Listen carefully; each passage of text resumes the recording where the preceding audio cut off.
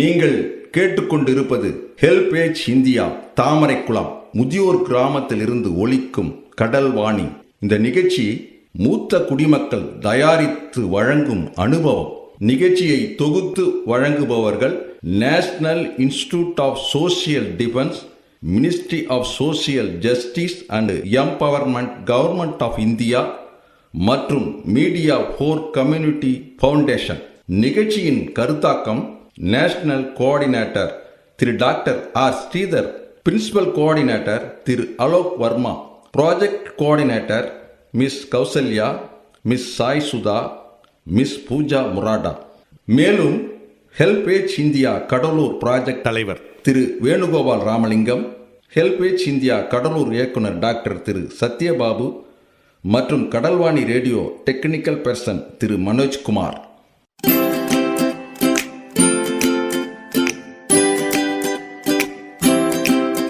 தந்தர்த்தம் என்று சொல்லியே வெள்ளினில் பாட, ஆமா வெள்ளினில் பாட வந்துடுச்சு கடல்வாணியே, வந்துருச்சு கடல்வாணியே.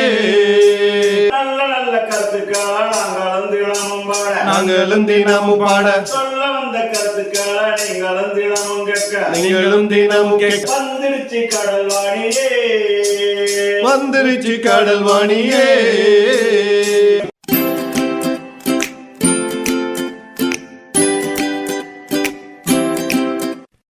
அன்பிற்குரிய பெரியோர்களே, அருமை தாய்மார்களே, இன்று நம்முடைய அனுபவ நிகழ்ச்சிக்கு மிகவும் அழகாக நேர்த்தியாக வந்திருக்கக்கூடிய நம்முடைய கனகமணி பாட்டி அவர்கள் அருமையான கதையோடு உங்களை சந்திக்க வந்திருக்கின்றார்கள். அவர்களை கடல்வாணி சார்பாகவும் அனுபவ நிகழ்ச்சியின் சார்பாகவும் வருக வருக என்று வரவேற்கின்றோம். அம்மா வணக்கம். வணக்கம்.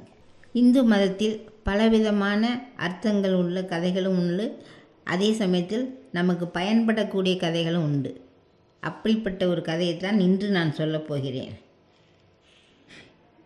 பிறப்பால் தொடரும் உறவுகள், பிணைப்பால் தொடரும் உறவுகள் உன்னதமானவை என்கிறது இந்து மதம். பிறப்பின் உறவுகளே பேதலிக்கின்றன. ஆனால் ஒரு ஒரு உறவோடு இன்னொரு உறவு, ஒரு மனதோடு இன்னொரு மனது இணைந்துவிட்டால் அது பேதலிப்பதில்லை. கட்டிய தாரத்தை பட்டினி போடும் கணவன் இருக்கிறான். தாலியை எடுத்து விற்றுவிட்டு அவன் உல்லாசமாக இருக்கிறான். இப்படியெல்லாம் இருக்கிற ஒரு நிலையில் இப்போ நம்ம என்ன பார்க்க போகிறோன்னா, ஒரு பறவை, சாதாரண ஒரு சின்ன அறிவுள்ள பறவை, அது எப்படியெல்லாம் ஒரு சந்தோஷமாக இருக்குது, எப்படி துக்கம் வரும்போது அது எப்படியெல்லாம் அது பாதுகாக்குது தன்னையும் பிறரையும் அப்படின்றத நம்ம இப்போ தெரிஞ்சுக்க போகிறோம். இரண்டு ஆத்மாக்கள் ஐக்கியமாகி ஒரு ஆத்மா தாக்கும்போது இன்னொரு ஆத்மாவும் இயற்கையாகவே துடிக்குமானால் அந்த உறவே புனிதமான உறவு இல்லையா? ஒரு பெரிய காடு, நிறைய மரங்கள், அதில் ஒரு பெரிய மரத்தில் ஒரு கிளி இருந்தது. அந்த கிளி அந்த மரத்தில் பிறந்து வளர்ந்து பெருசாகிடுச்சு, அங்கே இருக்குது. அந்த நேரத்தில் அந்த வனத்தில் ஏதோ ஒரு தண்ணீர் பஞ்சம் மரங்கள்லாம் காய ஆரம்பிச்சிது. அதுலேயும் முக்கியமாக கிளி இருந்த மரம் ரொம்ப வாடி போச்சு. உடனே மற்ற பறவைகள் என்ன செய்யுது, அது பாட்டுக்கு எங்கேயோ போயிடுதுங்க, இறையை தேடி அதுக்கு வேண்டியதெல்லாம் தேடி. ஆனால் இது போகலை, அப்படியே அந்த மரத்தில் ஒன்று கிடைக்காத ஒரு நிலையில் கூட அங்கேயே இருக்குது. அந்த ஒரு நேரத்தில் இந்த கிளியானது என்ன செய்யுது, அப்படியே கூனி குறுகி, ஏன்னா அதுக்கு இன்னும் சரியான சாப்பாடு இல்லை, அப்படி இருந்தால் அது போகாமல் அந்த மரத்துலேயே இருக்குது.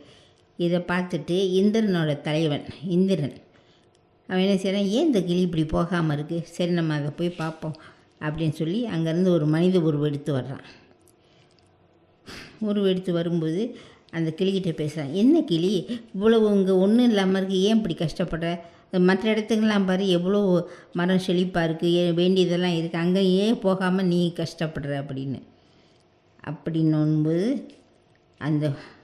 அந்த கிளியானது என்ன செய்து ஒரு பெரிய மூச்சை விட்டு, ஐயா நான் சொல்கிறத கொஞ்சம் கோவப்படாமல் கேளுங்க, நான் ஏன் இப்படி இருக்கிறேன்றது உங்களுக்கும் புரியும். அப்படின்னு சொல்லிட்டு அந்த கதையை சொல்லுது. சிறுசாக இருக்கும்போது இந்த முட்டையாக இந்த மரத்தில் தான் நான் வந்தேன். அப்புறம் குஞ்சானேன். அந்த ஒரு நேரத்தில் எனக்கு எந்த ஒரு துன்பம் வராமலும் மற்ற பறவைகள் என்னை பாதிக்காமலும் இந்த மரம் தான் என்னை பாதுகாத்துச்சு. அதுக்கும் பிறகு இப்போ என்னவோ காலநிலை சரியில்லை, அதனால் இந்த மரம் காஞ்சிருச்சு. அதுக்காக நான் இந்த மரத்தெல்லாம் விட்டுட்டு போக முடியாது.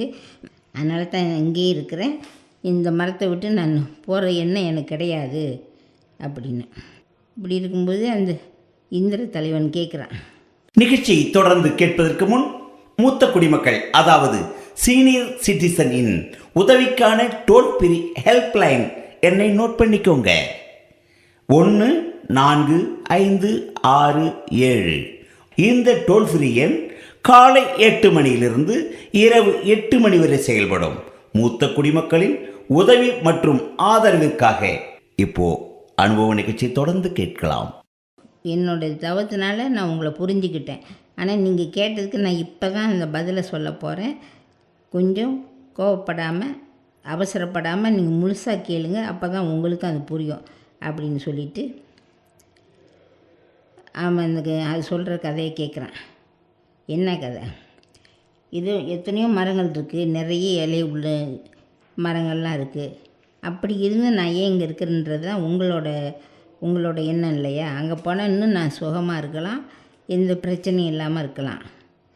ஆனால் இந்த மாதிரி இருக்கிறது என்ன எனக்கு அது நல்லது தான், ஒன்றும் பிரச்சனை இல்லை. ஆனால் இவ்வளோ காலம் என்னை பாதுகாத்த இந்த மரம், இதை நினச்சிங்களா? சிறுசுலேருந்து என்னை எவ்வளோ தூரம் பாதுகாத்துச்சு. அதனால் இப்போ அது வாடுதுன்னு சொல்லிவிட்டு நான் விட்டுட்டு போக முடியாது. எனக்கு அந்த மனமே வரல. நான் சாகிற வரைக்கும் இந்த மரத்தில் தான் இருப்பேன். அதுக்கும் பிறகு பார்ப்போம் யார் எனக்கு எப்படி ஒரு இது வச்சுருக்கிறாருன்னு பார்ப்போம் அப்படின்னு சொல்லி அந்த கிளி சொல்லுது. இதுக்கும் பிறகு அந்த கிளிக்கிட்ட சொல்கிறாங்க, அறிவி சிறந்த பறவையே, இதெல்லாம் சரி, இந்த பறவையே நீ சொல்கிறதெல்லாம் சரிதான், நானும் ஒத்துக்கிறேன். ஆனால் இப்போ உள்ள நிலைமையை நீ யோசித்து பார்க்கணும் இல்லையா? அதனால தான் நான் சொல்கிறேன், இதை விட்டுட்டு நீ வேறு இடத்துக்கு போ, உனக்கும் நல்லது, மற்றவங்களுக்கு அது நல்லது தானே அப்படின்னு இந்திரன் கேட்குறாரு. அப்போ தான் இந்த கிளி சொல்லுது, இந்த தலைவனே நீங்கள் சொல்கிறது சரிதான், ஆனால் எவராலும் வெல்ல முடியாத தேவர்கள் இருக்கும், அந்த இடத்துல வசிக்கிற நீ நான் சொல்வதை கொஞ்சம் பொறுமையாக கேட்டால் உனக்கு புரியும். நான் இளம பருவத்தில் இருக்கும்போது என்னை எவ்வளோ பாதுகாத்துச்சு. யாரும் என்னை துன்பப்படுத்தாமல், என்னை பிடிக்காமல், வேடர்கள் என்னை வேட்டையாடாமல் இப்படியெல்லாம் இருந்து என்னை பாதுகாத்துச்சு.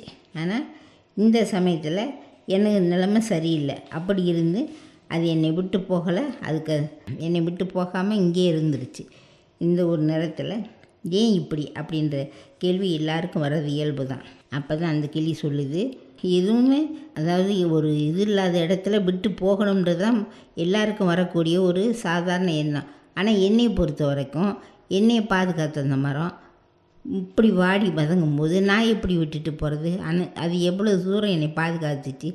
அதனால் எனக்கு அதை விட்டு போக மனசில்லை. நான் இப்படியே மரத்துக்கூடையே தான் இருப்பேன். அப்படி என் காலம் முடிஞ்சிருச்சுன்னா பரவாயில்ல, நான் போயிடுவேன் அப்படின்னு.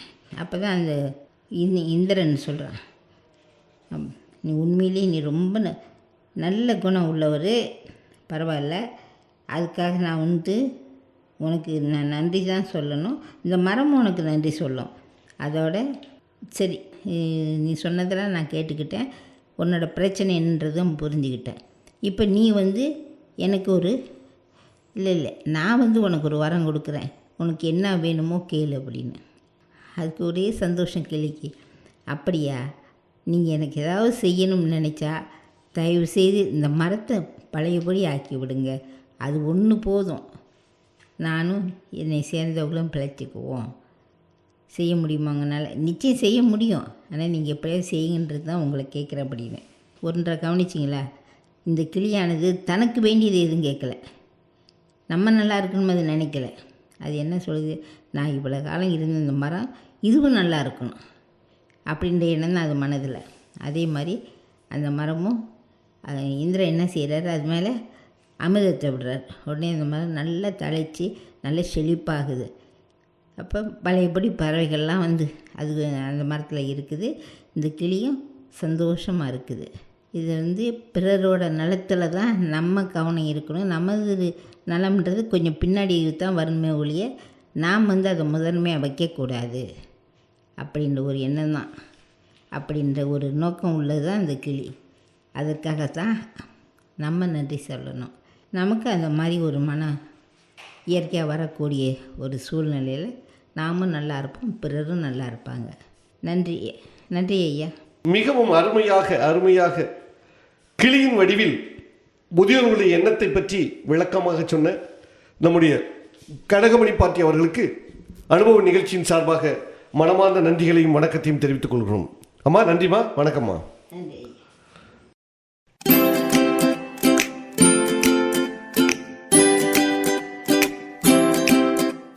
நேயர்களே, இந்த அனுபவ நிகழ்ச்சி இத்துடன் நிறைவு பெறுகிறது. உங்களிடமிருந்து விடைபெறுவதற்கு முன் மூத்த குடிமக்களின், அதாவது சீனியர் சிட்டிசனின் உதவிக்கான டோல் ஃப்ரீ ஹெல்ப்லைன் எண்ணை உங்களுக்கு ஞாபகப்படுத்துகின்றேன். 145667. இந்த டோல் ஃப்ரீ எண் காலை 8 மணியிலிருந்து இரவு 8 மணி வரை செயல்படும். மீண்டும் அடுத்த அனுபவ நிகழ்ச்சியில் சந்திப்போம். நன்றி, வணக்கம்.